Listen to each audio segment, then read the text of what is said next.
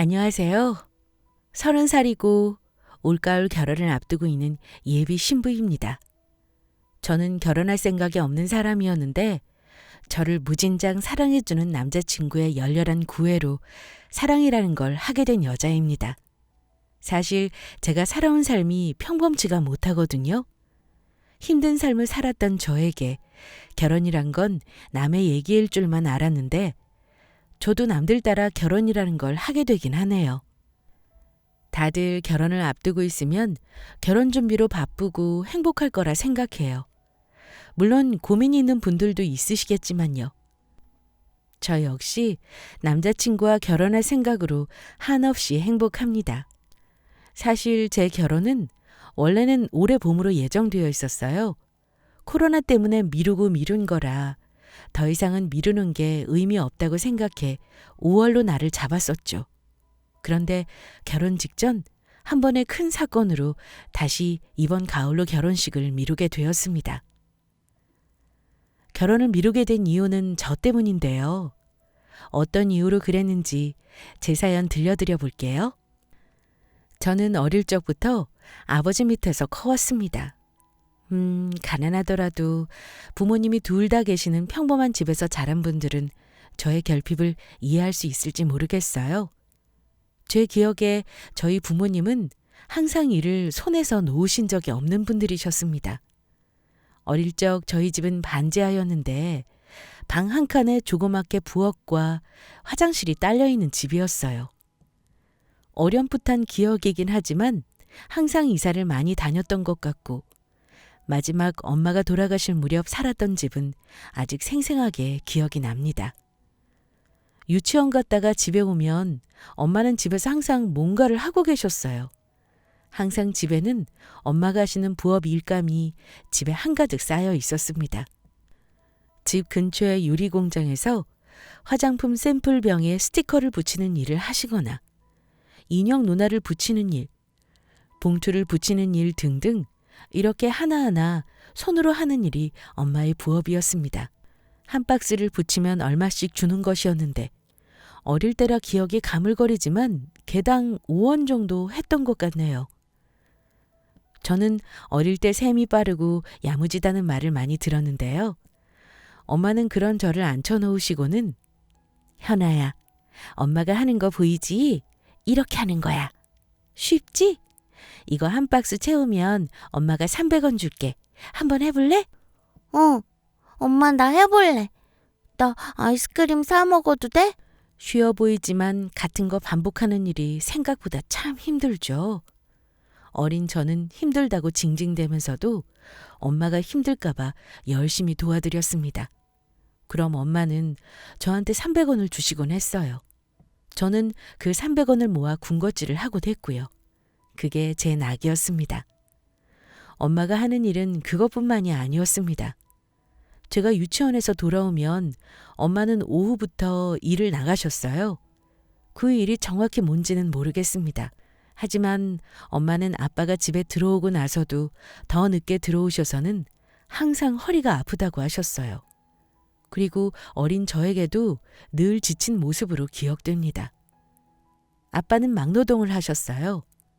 지금은 그때 익히신 도배 기술로 도배 장판 일을 하시며 저 뒷바라지 해주시고 결혼 준비도 도와주셨지만 그때는 다른 기술 없이 몸으로 먹고 사셨던 것 같습니다.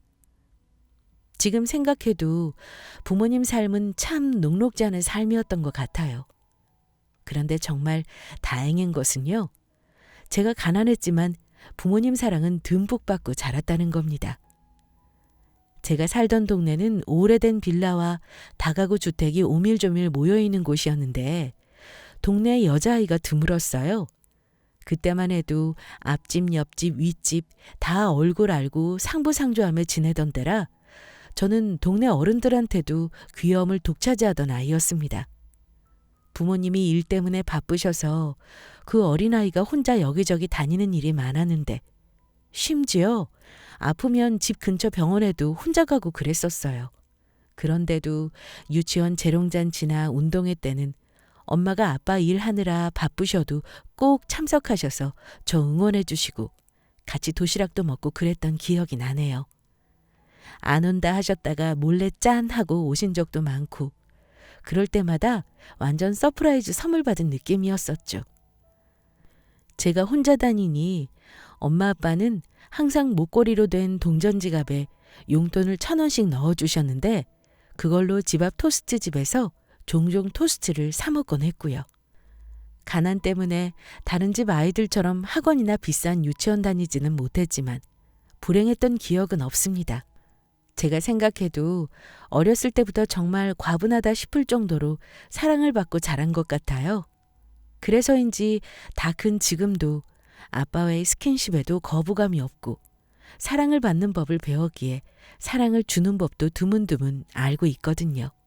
게다가 두 분 역시 제 앞에서 싸우는 일 없이 사이도 좋으신 편이었어요. 부모님도 열심히 살면 언젠가는 가난에서 탈출하고 좋은 날이 올 거라고 생각하셨겠죠. 그런데 불행이라는 것이요. 이상하게 가난한 집에는 더 쉽게 찾아오는 것 같아요. 제 기억에 강렬하게 남은 장면 하나는 바로 엄마의 죽음에 관한 기억이거든요. 제가 초등학교에 입학하고 한창 학교를 다닐 때였던 것 같습니다. 그렇게 고생을 하시던 두 분이셨는데 집안 형편이 나아지지는 않고 뭔지는 모르지만 두 분 대화가 가끔 어린 저에게도 슬픈 게 있었습니다. 그때는 부모님이 저한테 티를 내지 않으셨지만 아무리 저를 모르게 하려고 해도 대충 알잖아요.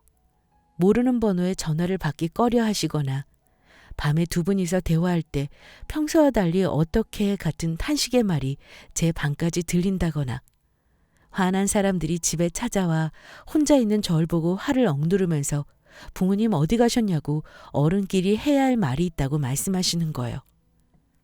지금 생각하니 아빠가 진 빚 때문에 그렇게 밤낮으로 힘들게 사셨다는 생각이 들긴 합니다. 그때 부모님의 대화가 기억나는 게 있습니다. 엄마가 아빠한테 이렇게 말씀하시더라고요. 여보, 현아도 초등학교 입학했으니까 일을 좀 늘려볼까 하는데 새벽에 나가는 일이 좀 있어서 그거 좀 해볼까 하는데 어때요? 그렇게 하면 당신 몸 상하지 않겠어? 나도 힘든 일을 당신이 어떻게 하려 그래? 너무 힘들면 안 해도 돼. 내가 다른 일을 더 알아볼게. 계속은 못해도 일당이 세니까 그렇죠. 아무튼 난 할 거니까 그렇게 알아요. 그래야 이자라도 갚죠. 엄마가 일을 더 늘려서 하시겠다는 대화였는데요. 왜 그렇게 그 기억이 선명한고 하니 엄마가 그 일을 시작하고 나서 얼마 지나지 않아 새벽에 일을 나가시다가 사고를 당하셨기 때문입니다. 저는 엄마가 일을 나가시는 걸 본 적이 없었어요. 항상 제가 잠자코 있을 때 나가셨고 아빠가 깨우면 일어나 학교 갈 준비를 하고 밥을 먹고 등교를 했었죠. 그런데 그날은 남달랐습니다. 새벽에 고요함을 뚫고 집에 전화 소리가 울렸고요. 왠지 모르게 그 소리가 불안했던 기억이 납니다. 그리고 전화를 받는 아빠의 목소리를 듣고는 어린 저도 아, 지금 큰일이 났구나. 엄마에게 무슨 일이 생겼구나 하고 알 수 있을 정도였습니다. 전화기에 대고 거의 울부짖다시피 엄마 이름을 말하던 아빠는 저를 데리고 황급히 나갈 준비를 하셨죠. 현아야, 얼른 잠바 입어라. 지금 빨리 병원으로 가야 한다. 어린 저였지만 본능적으로 무슨 일이 났다는 걸 알았죠. 저는 아빠를 따라 생전 처음 큰 병원으로 갔습니다. 그 다음 기억은 흐릿합니다. 어른들은 엄마를 바로 만나게 해주지는 않았거든요. 병원에 도착해서 의사 선생님의 설명을 들은 아빠는 주저앉아 우셨던 것 같아요. 저는 아빠의 울음을 보면서 같이 따라 울었고요. 그리고 엄마를 만나게 해주었는데 아직도 저는 엄마의 마지막 처참했던 모습을 잊을 수가 없습니다. 나중에 커서 들은 얘기지만 엄마는 그 새벽 일을 나가시다가 가로등도 없이 어두운 횡단보도를 건너다가 뺑소니를 당하셨다고 합니다. 그때는 CCTV 이런 것이 흔하지 않던 시절이라 어떤 차가 그랬는지 잡지도 못했고요. 그렇게 황망하게 사고를 당하시고 만 거죠. 다행히 의식이 돌아오셨는지 제가 엄마 귀에 대고 엄마, 나 현아야. 현아 왔어. 이렇게 말하자 손을 들어 올리시더라고요. 아빠가 엄마 손을 잡아주고 하고 싶은 말을 하라고 하시기에 엄마, 사랑해요. 금방 나을 거야. 엄마, 힘들어도 조금만 참아요. 이렇게 말했던 기억이 납니다. 엄마는 저에게 미안하다, 현아야. 엄마가 우리 딸한테 해줘야 하는 게 많은데 이렇게 못 해주고 갈 것 같네. 중학교 가는 것도 봐야 하고 나중에 결혼하는 것도 꼭 보고 싶었는데 정말 미안해. 엄마가 하늘나라에서 우리 딸 지켜보면서 항상 지켜줄 테니까 절대 기죽지 말고 항상 열심히 살아야 해. 알았지? 하고 힘겹게 말씀하셨습니다. 아, 이 사람아, 왜 그런 소리를 해? 당신이 가긴 어딜 간다고. 우리 딸 다 클 때까지 멀쩡할 거니까 그런 소리 마라. 아빠는 피가 엉겨붙은 엄마의 얼굴을 쓰다듬으며 우셨습니다. 그리고 얼마 후 엄마는 의식을 잃으셨고 제가 엄마 엄마 하고 애타게 부르는 소리에도 대답이 없으셨어요. 저희 엄마는 그렇게 돌아가셨어요. 그게 제 기억 속 엄마의 마지막 모습입니다. 그때 제가 초등학교 1학년 때였는데도 어제 일처럼 생생하게 기억납니다. 그리고 가끔 꿈에도 그 장면이 생생히 반복돼서 엉엉 울다 깨어나면 정말로 얼굴에는 눈물이 흐르고 있기도 했어요. 그 후 반지하 방에서 아빠와 둘이 지내게 되었는데 아빠는 늘 술을 마시고 계셨습니다. 엄마가 살아계실 때는 좋은 곳에 놀러는 못 가도 근처 산이나 공원으로 주말이면 저를 데리고 나가셨는데 한동안 아빠는 주말에도 평일에도 술만 드셨습니다. 끼니는 늘 라면으로 때우기 일쑤였고요. 위충 아주머니나 동네 아주머니들이 가끔 들러 제 반찬을 챙겨주지 않으셨다면 저는 아마 쫄쫄 굶으면서 살았을 겁니다. 몇 날 며칠이 지났나요? 어느 날은 저희 집의 동네에서 아빠랑 친한 아저씨와 아주머니가 오셨더군요. 현아 아빠, 언제까지 이러고 있을 거야? 딸내미 저러고 있는데 불쌍하지도 않아? 이제 정신 차리고 살아야 하지 않겠어? 애 잘 키워야 나중에 현아 엄마 만나더라도 할 말 있지. 이 술병은 다 뭐야 대체? 아줌마랑 아저씨는 방에 있는 술병을 내다버리고 빨랫감을 정리해 주셨어요. 냉장고 속에 썩어가는 음식물을 다 버려주셨고 청소도 해주셨죠. 이 사람아, 정신 좀 차려 이제. 내일부터 나 따라서 일 다니세. 아파트 건설 현장인데 거기서 힘들게 몸쓰면서 일하면 좀 나을 거야.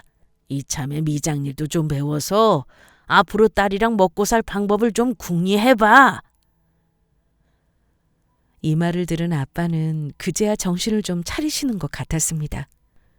아저씨 바지가랑이를 잡고 눈물을 뚝뚝 흘리시더니 고맙다며 인사를 하시더라고요. 그리고 정말로 얼마 후부터 아빠는 엄마가 살아계시던 예전의 아빠로 돌아가셨습니다. 제가 초등학교 내내 살던 반지하 집을 탈출한 건 중학교 무렵이었습니다. 아빠는 힘들게 돈을 버시면서도 늘 저는 깔끔하게 입혀주셨고 머리도 예쁘게 묶어서 학교에 보내주시곤 하셨어요. 그러면서 늘 입버릇처럼 하시는 말이 우리 현아 중학교 갈 때는 이거보다 좋은 집에서 이쁜 교복 입고 학교 다니게 해줘야지. 아빠가 꼭 그렇게 해줄게. 이렇게 말씀하셨어요. 아빠, 저는 지금도 괜찮아요. 아빠 힘들게 일하다가 다칠까 봐 그게 걱정이야. 절대 무리해서 일하면 안 돼요. 약속. 저는 새벽같이 나가셨다가 매일 늦게 들어오시는 아빠가 항상 걱정스러웠습니다. 엄마가 돌아가셨으니 남은 가족이라고 우리 둘뿐인데 혹시 아빠가 잘못되기라도 한다면 나는 어떡하나 하는 불안감이 컸던 것 같아요. 그런데 그렇게 밤낮으로 노력하신 아빠는 정말로 제가 중학교에 입학할 무렵 이제 이사갈 수 있게 되었다고 말씀하시는 게 아니겠어요? 이사간 집은 같은 동네 학교 근처에 방 2칸짜리 빌라였는데 저희 집은 2층이었습니다. 곰팡이 냄새가 은은하게 나는 방 1칸짜리에서 살다가 본 2층 빌라는 비록 넓지는 않았지만 저에게는 대궐로 느껴졌습니다. 게다가 처음 가져보는 제 방도 생겼고요. 엄마가 살아계셨다면 얼마나 좋아하셨을까 하는 생각에 가슴이 울컥했던 기억이 납니다. 아빠는 그때 도배장판 일을 하셨는데 그 일을 하시면서 저희도 살림이 좀 안정되어 갔습니다. 그리고 저에게 사춘기 비슷한 것이 그 무렵 찾아왔던 것 같습니다. 남들은 사춘기 때 부모와 사이가 안 좋아지기도 하고 공부를 손에서 놓기도 하고 또 일탈행위를 해서 부모님 가슴이 타들어가게 한다는데 저는 사춘기 때 방황하는 것도 사치라 생각했어요. 그때 제 인생의 화두는 가난에서의 탈출이었습니다. 그 시절은 아무리 명랑하고 밝았던 아이라도 한 번씩은 센티해지는 때가 있잖아요. 저 역시 그랬습니다. 아빠와 싸운 적은 없지만 마음속으로 가끔 원망하기도 했어요. 왜 나는 평범한 집안에서 태어나지 못했을까 하는 생각을 가끔 하곤 했죠. 하지만 어린 나이에도 제가 처한 상황을 숙명처럼 받아들였던 것 같아요. 저는 그때도 아빠에게 최선을 다했고 좀 악착같이 살았습니다. 저는 공부를 그리 잘하지 못했어요. 다른 아이들처럼 학원을 몇 개씩 다니지도 못했고요. 그때 공부로 성공하기는 힘들겠다는 생각을 했습니다. 그래서 고등학교는 실업계로 진학했어요. 돈을 빨리 벌어서 아빠를 도와드리고 싶었습니다. 저는 고등학교 2학년 때부터 미용기술을 배우러 학원에 다녔고 학원비 달라는 소리를 아빠에게 하기가 미안해서 집 근처 패스트푸드점에서 아르바이트로 용돈과 학원비를 벌었습니다. 그래서 대학은 못 갔어요. 저라고 힘들지 않았겠습니까? 사실 혼자 울기도 많이 울었어요.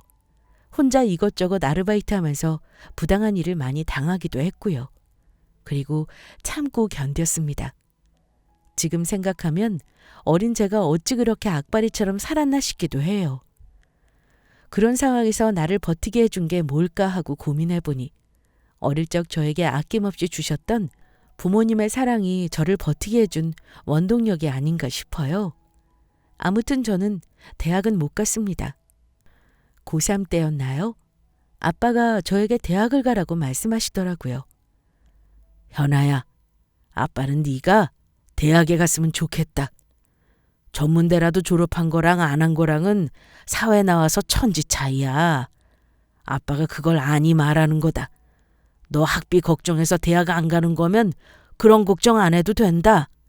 아빠 이제 빚도 없고 너 하나 대학 보내는 거 어려운 일 아니야. 근데 왜 대학을 안 갈라 그러니? 응? 아빠, 저 공부 못해요. 아빠가 생각하는 것보다 훨씬 못해. 아빠, 대학이 뭐 대수야?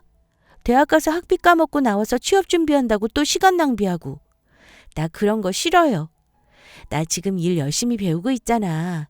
졸업하면 바로 미용실 스텝으로 일 배우면서 경력 쌓을 거야. 아빠 혼자 버는 것보다 우리 둘이 같이 벌면 금방 돈 모을 수 있어요. 그럼 아빠, 우리 보란 듯이 새 아파트 사서 들어가자. 나 지금 청약저축 모으는 거 20살 되면 신청할 수 있잖아. 그게 내 목표예요. 아직 어린데 어찌 그런 기특한 생각을 했니? 아빠가 정말 미안하다. 아빠는 제가 다른 여고생들처럼 하찮은 고민으로 청춘을 보내지 않는다는 걸 오히려 가슴 아파하셨습니다. 어린 것이 벌써부터 생계 걱정을 한다고 그게 정상은 아니라고 하시면서요. 어쨌든 아빠와의 대학 논쟁은 그걸로 마무리하고 저는 열심히 제 목표를 위해 살았습니다. 그때부터 정말 악착같이 돈을 모았고 학벌은 안 좋지만 졸업 후 미용실에 소보조 일을 하며 경력을 쌓은 후 조금 큰 이름 있는 미용실에 정직원으로 취직했습니다. 그리고 지금 현재 30살 나쁜 짓 하나 안 하고 2억 3천 정도 모았습니다. 지금은 제가 계획했던 대로 아파트 청약 저축도 당첨돼서 24평짜리 아파트에 5년 전에 입주해서 살고 있고요. 아빠도 환갑이 훌쩍 지나 벌써 65세지만 아직 소일거리를 하시고 계시고 아파트 대출금도 같이 갚고 있습니다. 제가 일하는 샵에 제 단골들도 많아지고 월급은 솔직히 웬만한 월급쟁이보다 훨씬 많습니다. 그때쯤 고민이 참 많아지더라고요. 근데 남의 밑에서 일하는 것보다 이제 모은 돈으로 제 샵을 하나 내고 싶다는 욕심이 생겼어요. 저는 동네 상가에 작은 1인 미용실을 오픈했습니다. 그동안 모은 돈을 대부분 털어 부었지만 지금부터 다시 열심히 모으리란 생각으로 결단을 내렸어요. 월급쟁이 미용사로 계속 살 수는 없었으니까요. 새로 지은 신축 아파트 상가라 그런가 생각보다 장사가 참 잘 되었습니다. 저 혼자 예약제를 운영하다 보니 손님은 많이 못 받았지만 월급 미용사를 할 때보다 월세를 내고 나서도 수입은 훨씬 좋았죠. 이쯤 되면 제 인생 참 성공했구나 싶으신가요? 저는 나이가 차도 결혼에는 관심이 없었어요. 오직 돈과 우리 아빠만 생각하면서 살았거든요. 제가 이쁘장한 편이라 샵의 손님들, 특히 남자 손님들은 저를 보면서 고생 한번 안 해본 부유한 집 막내딸 같다는 말을 참 많이 들었어요. 가난이 죄가 아니라는 건 물론 알았지만 저도 가끔 부끄럽긴 했습니다. 그런데 손님들로부터 그런 말을 들으면 괜히 자격지심인지 열등감인지 몰라도 일부러 그런 가정이란 거 티 안 내고 아 그래요? 제가 그렇게 보이나요? 하고 말지만 속으론 진짜 부끄러울 때가 많았습니다. 그런 무의식 속의 마음 때문인지 저는 나중에 혹시나 결혼하고 싶은 사람이 나타난다면 혼자 계시는 우리 아빠와 그리 넉넉지 않은 형편 등등 모든 걸 오픈하는 날이 올 텐데 진짜 솔직히 그런 것이 두려워서 남자 만나는 것을 거부했습니다. 제가 아는 남자들은 제가 겉모습도 깔끔하고 잘 꾸미는 여자에 일도 열심히 하고 그래도 또래 나이에 비해 꽤 많은 돈을 가지고 있어서 그런 건진 몰라도 저를 약간 대하기 어려워하기도 했고요. 그런데 제 상황을 다 공개하면 괜히 나를 우습게 보지 않을까 그런 마음에 다가오는 남자들도 제가 사전에 차단한 적도 많았습니다. 결혼은 그냥 제 삶과는 상관없는 거라고 생각하고 20대를 다 보냈습니다. 그런데 아무리 거부해도 인연이라는 게 있는가 봅니다. 제가 30살이 되고 제 가게를 오픈했을 때 가끔 오던 단골 남자 손님이 계셨는데요. 항상 와서 말없이 이렇게 깎아달라며 간단하게 요청 사항만 말하고는 가는 남자였습니다. 한 달에 한두 번씩 와서 머리를 깎고 가끔 펌도 하고요. 워낙 말이 없는 사람이라 저도 머리만 다듬어 줄 뿐 별다른 대화는 없었어요. 그런데 몇 달 후 그분이 갑자기 저한테 그러는 겁니다. 제가 요 앞 길 건너 상가 3층에 태권도장을 합니다. 거기 학부모님들한테 미용실 소개해드리고 싶은데 명함 주시면 제가 카운터에 놓고 홍보해드릴게요. 소개받고 왔다 그러면 할인 조금 해주시면 좋고요. 어머, 저야 너무 감사하죠. 그런 생각은 못했는데 미용실 홍보 많이 되겠는데요? 태권도장 오픈한 지 얼마 안 되셨나 봐요. 아이들 많이 있나요? 아직 신축 상가라. 그래도 앞에 학교가 있어서 그런지 금방 모이긴 하네요. 아직 100명이 안 되긴 하는데 금방 될 것 같아요. 그 대화를 시작으로 저희는 웃으며 인사하는 사이가 되었어요. 한 달에 한두 번 오던 그 사람은 이틀에 한 번꼴로 제 미용실에 와서는 머리는 자르지 않고 대신 커피나 간식을 놓고 가곤 했습니다.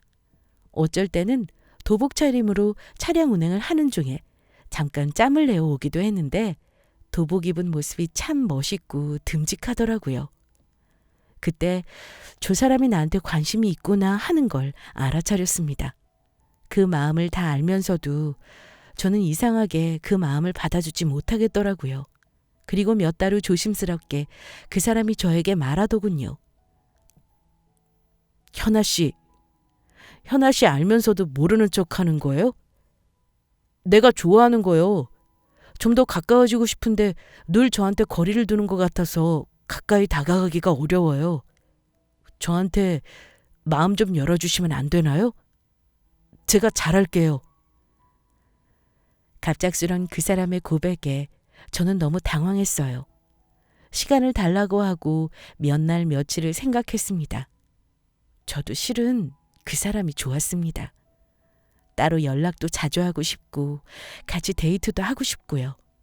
그런데 제 마음속에는 이상하게 행복해지는 것에 대한 두려움이 있었어요. 갑자기 떠나지는 않을까? 이 행복이 과연 영원일까? 과연 이 남자는 내가 살아온 삶을 알고도 내 상황을 이해해 줄 수 있을까 하는 여러 가지 고민들로 머릿속이 복잡했습니다. 그런 고민들로 생각이 많았을 때 아빠와 저녁을 먹으면서 아빠에게 실없는 소리를 좀 해봤었습니다. 아빠, 나 결혼해도 돼? 그냥 아빠랑 평생 같이 살까? 나 시집 가버리면 아빠 밥이랑 살림 어떡해. 나 결혼할 사람 생기면 아빠 너무 서운하겠지. 제가 이러자 아이고 우리 딸 별 걱정을 다 하네. 누가 너더러 아빠 밥하고 살림해 주느라 평생 같이 살자고 그러던? 생각만 해도 끔찍하다. 얼른 시집 가서 아기도 낳고 돈도 모으고 그렇게 재미나게 살아야지. 응? 아빠는 그거면 된다. 행여나 나랑 같이 평생 살 생각하지 말어. 아빠 진짜로 싫다. 이러면서 손사래를 치시는데 저는 아빠 말에 눈물이 핑 돌았습니다. 말은 저렇게 하시지만 제가 시집가고 나면 얼마나 서운해하실지 눈에 뻔히 다 보였어요. 저도 평범하지 않게 살아온 제 인생이 가끔, 아주 가끔은 힘들었는데 아빠의 그런 말을 들으니 아빠는 혼자서 얼마나 힘드셨을까 했습니다. 저도 다른 애들처럼 엄마가 해주는 아침 먹으면서 출근하고 저녁이면 엄마가 저녁하면서 저를 기다렸으면 좋겠고 이런 것들을 바랬거든요. 아빠 역시 남들처럼 엄마가 차려주는 밥 먹고 출근하고 오순도순 같이 산책도 하고 그런 걸 얼마나 바라셨을까요? 그 세월 동안 저만 보고 사신 아빠가 갑자기 늙으신 것만 같아서 너무 슬프더라고요. 아빠 말을 들으니 그냥 제가 남들처럼 결혼도 하고 아이도 낳고 이렇게 사는 걸 보는 게 아빠 소원이구나 하고 이해가 가더라고요. 그래서 저도 고민을 끝냈습니다. 저를 좋아하고 저도 그 사람을 좋아하는데 시작도 하기 전에 사람 인연을 내치는 건 아닌 거라고 마음을 먹었어요. 그리고 무엇보다 저도 행복하고 싶었습니다. 제가 그 사람에게 정식으로 사귀어 보자고 하니 너무 좋아하더라고요. 그리고 어차피 알게 될 거, 그 사람도 제 상황을 알아야 할 것 같아 솔직하게 다 말했습니다. 승아 씨, 우리 결혼을 할지 안 할지 모르지만 그래도 사귀는 사이라면 저에 대해 숨기는 거 없이 다 말해야 할 것 같아서요. 저 어렸을 때 엄마 돌아가셔서 지금은 아빠 혼자 계세요. 아빠가 고생을 많이 하셔서 건강은 좀 안 좋으신데 예전처럼은 못하시지만 소일거리로 도배일은 가끔 하고 있어요. 나중에 기회 되면 인사시켜 줄게요. 지금은 살만하지만 저 무지 가난하게 자랐어요. 대학도 못 갔고요. 이런 거 다 알면서도 저랑 사귈 거예요? 제 말에 그 사람은 현아 씨, 솔직하게 말해줘서 고마워요. 그게 우리가 사귀는데 무슨 걱정거리가 된다 그래요. 내가 좋아하는 건 현아 씨인데 그걸 몰라요? 우리 앞으로 미래만 생각해요. 나는 현아 씨랑 결혼해서 잘 살고 싶어요. 현아 씨가 원하면 현아 씨 아버님도 같이 모시고 살아도 돼요. 그러니까 이제부터 아무 걱정 말아요. 그동안의 제 걱정과 자격지심을 아무것도 아니게 만들어주는 그 사람의 그 말에 너무 감동을 받았습니다. 당연히 저희는 결혼을 약속했고요. 그 사람 부모님께 인사도 드렸습니다. 저를 못마땅해 하실까봐 걱정을 많이 했는데 예비 시부모님을 보니 제 남자친구가 왜 그리 다정한 성격인지 이해가 가더라고요. 다정한 말투와 상냥한 태도, 이런 걸 부모님께 배운 거더군요. 예비 시어머니는 저에게 우리 승아한테 얘기 많이 들었어요. 듣던 대로 아주 예쁘네. 어쩜 이렇게 이쁘고 좋은 사람이 우리 아들한테 왔을까요? 엄마 없이 많이 힘들었을 텐데 이렇게 멋지게 커서 훌륭한 미용사가 된 거 보면 엄마가 얼마나 좋아하겠어요. 대단해요. 우리 식구 되는 거 정말 기뻐요. 이렇게 말씀하시면서 존대까지 해주셨습니다. 저 정말 복 많은 사람이죠? 그렇게 순탄하게 결혼 얘기가 오가고 저희 아빠에게 인사도 드렸어요. 아빠도 든든한 제 남자친구 모습에 너무 흡족해 하셨고 정말로 결혼만 행복하게 할 일만 남겨두고 있었습니다. 그런데 결혼을 2달 정도 남겨둔 어느 날이었어요. 그날도 어김없이 제 미용실에서 일하고 있었는데 모르는 번호로 전화가 걸려왔습니다. 김연아님? 혹시 김상철님 따님 되시나요? 낯선 사람의 목소리를 듣자마자 왠지 모를 불안함이 밀려오며 머리털이 서더라고요. 네, 제가 김상철님 딸 맞는데요. 무슨 일이시죠? 지금 빨리 병원으로 와주셔야겠어요. 아버님이 쓰러지셨는데 지금 위독하십니다. 여기 병원이 어디냐면 그 다음 말은 들리지가 않더군요. 무슨 정신으로 병원을 갔는지 기억도 잘 안 납니다. 앞치마도 풀지 못하고 정신없이 병원으로 달려갔는데 아빠는 응급실에 이런저런 장치에 연결된 채 누워 계셨습니다. 의사는 급히 달려온 저에게 김상철님 보호자분 되십니까? 지금 CPR로 겨우 심장을 돌려놨는데 의식을 회복 못하셨어요. 한번 심정지가 오면 여러 번 올 가능성이 많아서요. 오늘 밤이 고비가 되실 것 같네요. 혹시 평소에 지병이 있으셨습니까? 복용하던 약 같은 거 있으신가요? 네. 아빠가 혈압이 있으셔서 약을 드시고 계시긴 했어요. 그런데 이렇게 갑자기 왜 쓰러지신 거죠? 상황이 위급해서 정밀 검사는 해봐야 알겠지만 전형적인 급성 심근경색이세요. 심장마비가 온 거죠. 다행히 길에서 쓰러지셔서 병원에 도착하신 게 천만다행이셨죠. 오늘 잘 지켜봐야 할 것 같네요. 자꾸 심정지가 오면 마음의 준비를 하셔야 합니다. 누워있는 아빠를 보니 살아온 아빠 인생이 너무 가여워서 눈물이 하염없이 나오더군요. 아빠 친한 친구나 친척에게 전화할 곳도 어디 하나 없는데 제일 먼저 생각나는 사람이 남자친구였습니다. 승아 씨, 어쩌면 좋아? 우리 아빠 지금 쓰러지셔서 병원에 있어요. 아직 의식도 없으시고 많이 안 좋으시대.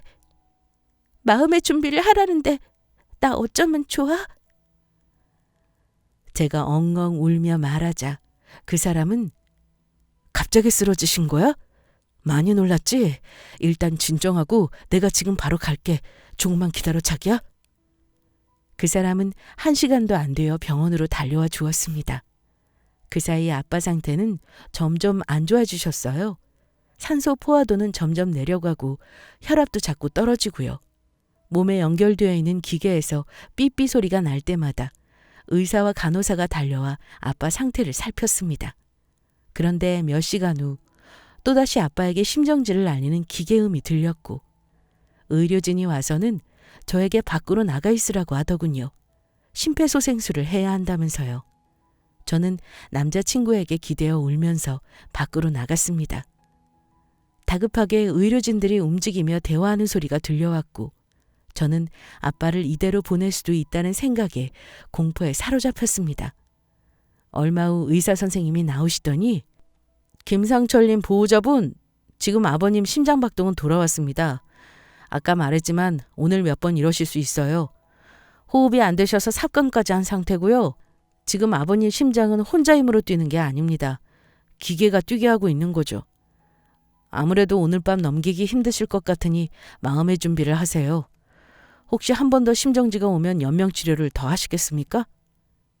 이러시더군요. 아직 심장이 뛰고 있는 건 맞잖아요. 아직 살아있는 게 맞는데 어떻게 제가 그걸 결정해요? 떨리는 목소리로 말했지만 의사는 보호자가 결정하셔야 하는 거라 말하고는 자리를 떠났습니다. 정말 아빠를 보내드려야 하나 보다 하는 생각에 정신이 아득해졌습니다. 하지만 제가 정신줄을 놔버릴 수는 없었어요. 의식 없이 각종 호수에 연결돼서 누워 계신 아빠를 보니 편하게 보내드리는 게 맞는 건가 하는 마음도 들었지만 숨이 붙어있는 아빠를 포기하기가 싫었습니다. 아빠는 그 상태로 며칠을 더 버티셨습니다. 돌아가실 것 같다는 의료진의 말에 저는 다급하게 아빠를 모실 납골당과 장례식장을 알아보았고요. 아빠 곁을 비울 수가 없는 저 대신 남자친구가 애를 많이 써주었습니다. 그렇게 일주일이 지났는데 아빠는 그때까지도 잘 버텨주셨습니다. 그런데 기적이라는 게 정말 있는 건지 아니면 아빠의 정신력이 대단한 건지 의식을 잃은 지 딱 8일째 되던 날에 아빠가 정신이 돌아오셨습니다. 처음 하시던 말씀이 현아야, 아빠 목마르다 였습니다. 아빠가 깨어나시니 의료진들도 아주 난리가 났죠. 정말 깨어나실 줄 몰랐는데 장하시다며 아빠를 격려해 주셨어요. 기쁜 건 이루 말할 수가 없었고요. 아빠 저 현아예요. 저 알아보겠어요? 그럼 내가 우리 딸을 못 알아보겠니? 내가 여기 얼마나 누워 있었니? 아빠는 그렇게 깨어나셔서 중환자실에 3일을 더 계시다가 일반 병실로 옮기셨습니다. 그 후 아빠는 혈관을 확장하는 스텐트 시술을 받으셨습니다. 그러고 나서는 회복이 아주 빠르셨어요. 아직 거동은 불편하셨지만 말씀하시는 건 쓰러지기 전처럼 또렷하셨습니다. 한 달 정도 되니 일반식도 자유롭게 하실 수 있게 되셨죠. 제가 아빠에게 물었죠. 아빠 거의 8일 동안 의식 없이 누워 있었어요. 혹시 누워 있을 때 내 목소리 안 들렸어요? 내가 아빠한테 맨날 일어나라고 귀에다 대고 말했는데. 이 녀석아, 네 목소리뿐이겠냐? 아빠 누워서 꿈을 얼마나 꿨는지 지금도 생생하다 아주. 무슨 꿈을 꿨어요? 혹시 저승사자 나왔어? 제가 웃으면서 물으니 아빠는 저승사자는 무슨. 그게 참 희한해.